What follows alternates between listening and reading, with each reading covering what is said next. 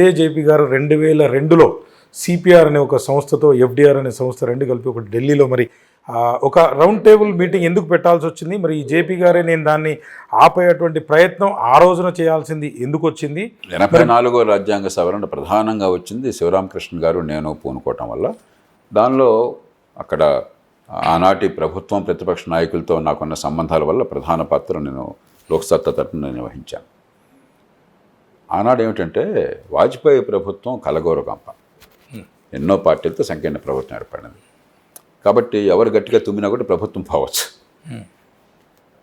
రెండోది 1998లో పొఖరాన్ అణు విస్ఫోటం వల్ల మనం బహిరంగంగా ప్రకటించకపోయినా అణుబాంబులు మాకున్నాయన్న విషయాన్ని ప్రపంచానికి తెలియజేశాం 1998లో.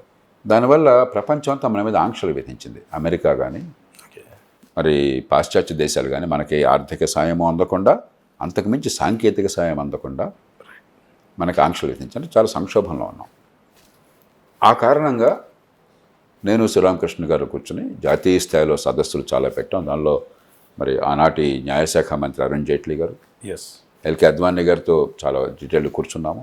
తర్వాత మొత్తం జాతీయ స్థాయి ఎన్నికల సంఘంలో 3 సభ్యులప్పుడు ఎన్నికల సంఘం ప్రధాన ఎన్నికల కమిషనర్గా లింగ్డో గారు ఉండేవారు.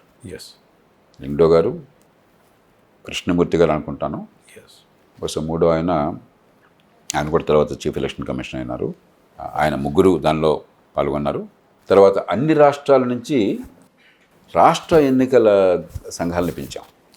ఎందుకంటే అప్పటికి రాజ్యాంగ సవరణ 93-94 సంవత్సరాల్లో జరిగి 73-74 సవరణ వచ్చింది. అంటే స్థానిక ప్రభుత్వాలకు రాజ్యాంగ ప్రతిపత్తి వచ్చింది, రాష్ట్రాలకు మళ్ళీ ఎన్నికల కమిషన్ ఏర్పాటు చేశారు.